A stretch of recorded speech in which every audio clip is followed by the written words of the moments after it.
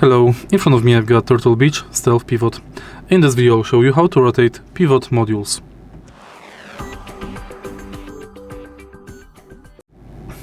In the beginning we have to hide thumbsticks.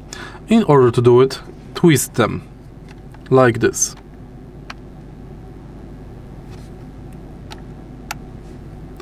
Next, take a look at the bottom of the controller and unlock rotating modules. Now you can rotate them.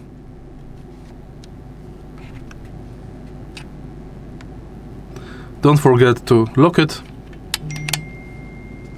and it's done. If you find this video helpful, please leave a like, comment and subscribe.